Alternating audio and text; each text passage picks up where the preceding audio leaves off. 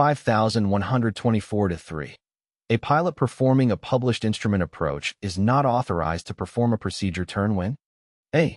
Receiving a radar vector to a final approach course or fix. B. Maneuvering at minimum safe altitudes. C. Maneuvering at radar vectoring altitudes.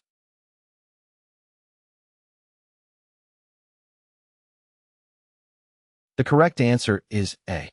According to 5124.3, a pilot performing a published instrument approach is not authorized to perform a procedure turn when receiving a radar vector to a final approach course or fix. Performing a procedure turn in such a situation can be unsafe as it may cause disorientation.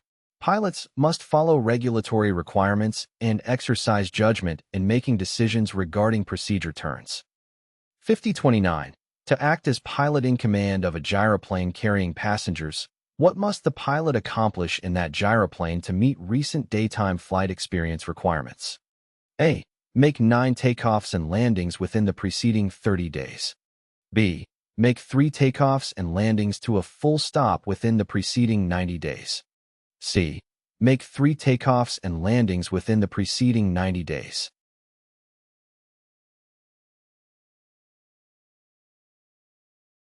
The correct answer is C.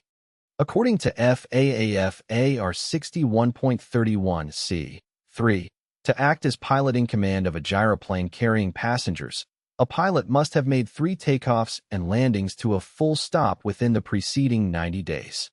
5058. To begin a flight in a rotorcraft under VFR, there must be enough fuel to fly to the first point of intended landing and, assuming normal cruise speed, to fly thereafter for at least A. 20 minutes. B. 30 minutes. C. 45 minutes.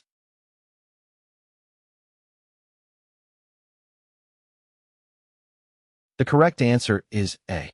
For rotorcraft beyond the initial point of anticipated landing, 20 minutes of fuel are needed, assuming typical cruising speed.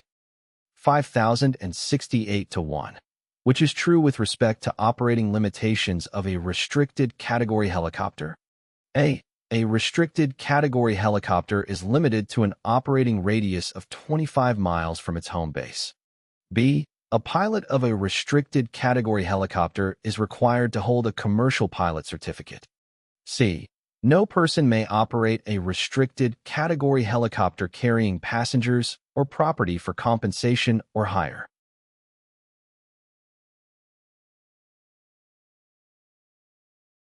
The correct answer is C. According to FAAFAR 23.21, a restricted category helicopter is limited to the following. No person may operate a restricted category helicopter carrying passengers or property for compensation or hire. The helicopter may not be flown at night. The helicopter may not be flown over congested areas. The helicopter may not be flown in Class A airspace. 5072-1. What transponder equipment is required for helicopter operations within Class B airspace? A transponder? A. With 4096 code and Mode C capability. B. Is required for helicopter operations when visibility is less than 3 miles. C.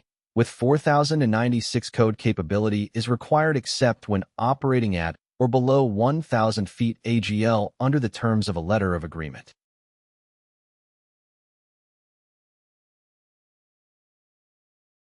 The correct answer is A. For helicopter operations within Class B airspace, a transponder with a 4096 code and Mode C capability is required. This requirement is specified in the U.S. Federal Aviation Regulations, FARs, particularly in 14 CFR 91.215. A transponder with a 4096 code means that the transponder is capable of transmitting a 4-digit transponder code assigned by air traffic control. Mode C capability refers to the ability of the transponder to transmit altitude information, allowing air traffic control to see the aircraft's altitude on their radar display.